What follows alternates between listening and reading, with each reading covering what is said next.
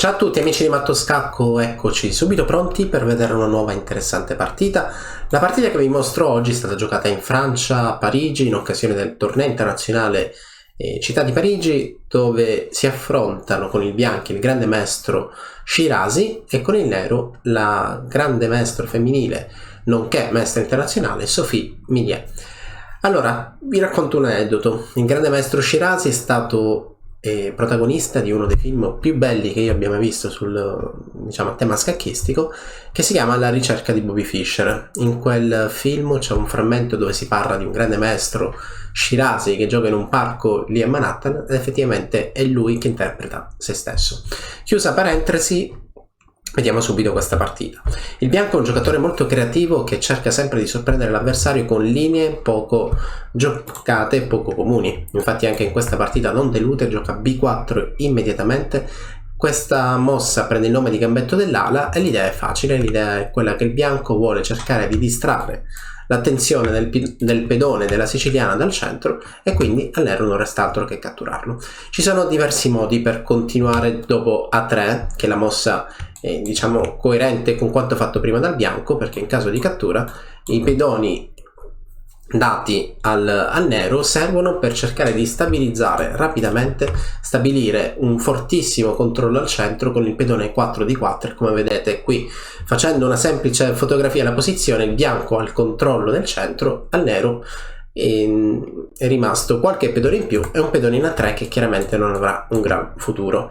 La partita continua. Dopo A3 il nero può darsi che conoscesse questa apertura, ha giocato E5 e dopo la cattura in B4 ha ripreso con l'alfiere. A questo punto, per essere coerenti con quanto fatto prima, la mossa C3 attaccando l'alfiere con l'idea successiva di spingere in D4. L'alfiere si sposta e D4 senz'altro sarà il modo più logico per proseguire. In partita il bianco ha deciso di sorprendere la sua avversaria giocando F4. Anche qui l'idea è abbastanza simile a quella di prima, si vuole cercare di allontanare il pedone dal centro del nero e in caso di cattura cercare quanto prima di fare D4, ma non sarà questo il caso, perché in caso di D4 immediata arriverà un fortissimo attacco sulle case nere, ad esempio l'alfiere attaccherà, il re dovrà spostarsi perché scusate, in caso di difesa seguirà la cattura, dopo la quale riprendo, l'alfiere riprende e come vedete il bianco ha perso dei pedoni, alcuni li ha sacrificati, ma come vedete il bianco è rimasto con il re al centro, con i lati, lato di re e lato di regina, scoperti perché non ci sono più pedoni, e allora questa non è una continuazione possibile. Il bianco gioca alfiere C4.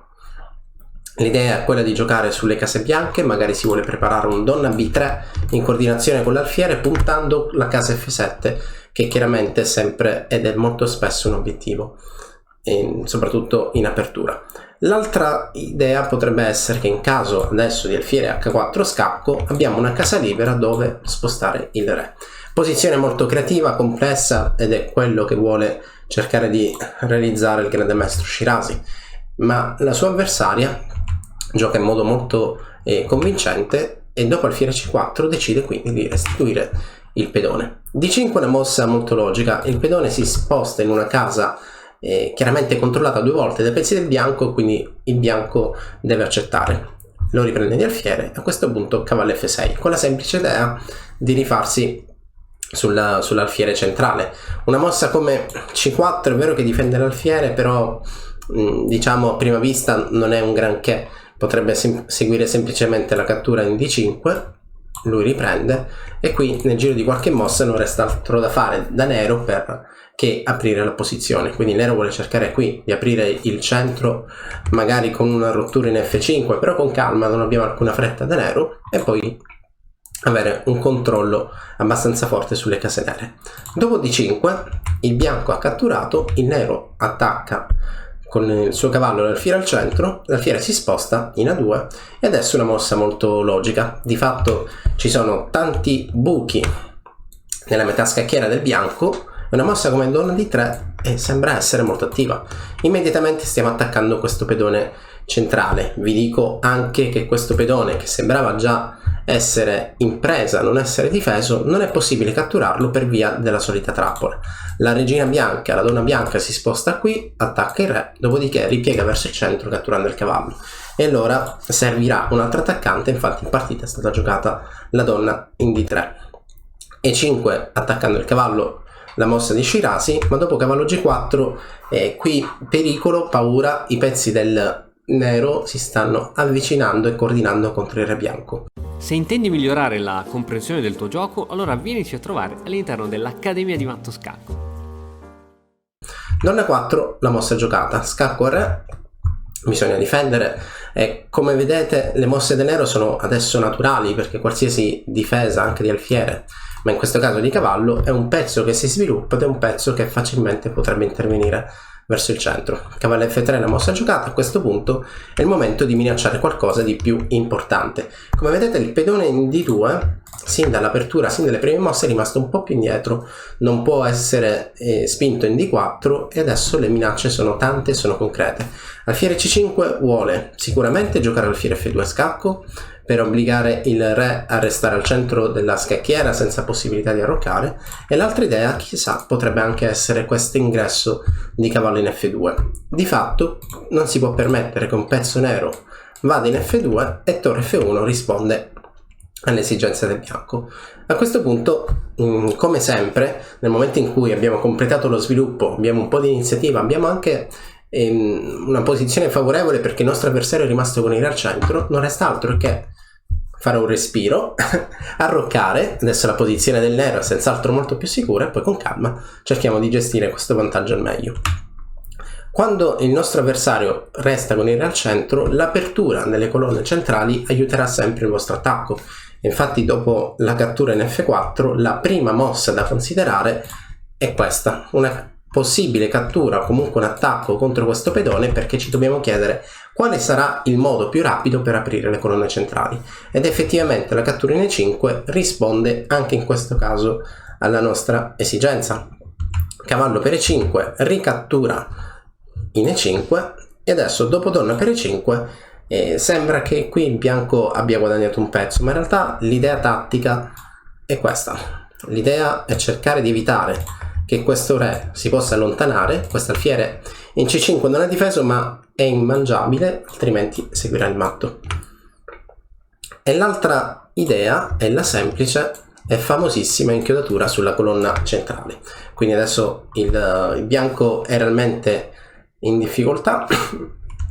Il bianco ha giocato torre F4 per portare dei pezzi in difesa, ma in realtà dopo torre in E8 crolla tutto. È vero che si potrebbe fare un tentativo, perché alfiere per F7 sembra un tentativo vincente, perché in caso di torre cattura la donna riprende la torre in E8, attacca il re, però la semplice re H8 crea ulteriori problemi. Per quale motivo? Adesso immaginiamo che il bianco decida di catturare la torre in E8, il nero semplicemente cattura in F4 e questa donna si trova in una situazione di sovraccarico, perché o difende il matto che abbiamo individuato prima e quindi non può catturare la torre, oppure adesso ha un nuovo problema perché deve difendere l'ingresso in F1. La partita si è conclusa qualche mossa indietro, dopo torre 8 Shirazi ha deciso di abbandonare, quindi splendida vittoria anche molto breve da parte di Sophie Milliet. Rivediamo com'è andata. Quindi è stata un'apertura siciliana, gambetto dell'ala, e a questo punto dopo A3 il nero ha deciso di giocare a 5 per poi cercare quindi di sviluppare i suoi pezzi verso il centro. Il bianco resta con il pedone in meno, è stata una sua scelta, chiaramente è stata una mossa, una scelta del bianco giocare questo gambetto per prendere l'iniziativa. F4 sulla scacchiera, ma F4 è una mossa dubbia. Sicuramente bisognava fare D4 il prima possibile, oppure cercare di portare altri pezzi verso il centro come il cavallo in F3. La partita continua e dopo alfiere C4 D5, la mossa molto bella che permette a Sophie Milliet di accelerare il suo sviluppo. D5 effettivamente attacca l'alfiere, attacca il pedone centrale, dopo la cattura cavallo F6 accelera lo sviluppo del nero. Donna D3, altra mossa molto bella perché stiamo minacciando un pedone centrale che non è difeso da nessuno, e dopo la spinta in E5 i pezzi del nero già si dirigono verso il centro. La partita dunque è continuata con donna 4, cavallo C6 per portare i pezzi verso verso il pedone in E5, che di fatto non era abbastanza volte difeso, arriva il cavallo in F3, alfiere C5 e tutti i pezzi del nero effettivamente riescono ad attaccare. Questo qui è sicuramente il momento più importante, perché l'esigenza del bianco è cercare di difendere e raggruppare i propri pezzi, e l'esigenza del nero, che si trova contro un re avversario al centro della scacchiera, è quella di aprire il prima possibile la posizione, e dunque il sacrificio al centro risponde a questa esigenza. Dopo alfiere G4 si minaccia matto, e dopo torre F4 è arrivata torre A E8, la mossa di Sophie Milliet che ha permesso al nero di vincere, perché qui il grande maestro Shirazi ha deciso di arrendersi. Spero che questa partita vi sia piaciuta, molto corta, molto breve, ma ricca di idee, e molto particolare vedere questo gioco creativo da parte del bianco, che poi di fatto è stato confutato dalla giocatrice francese.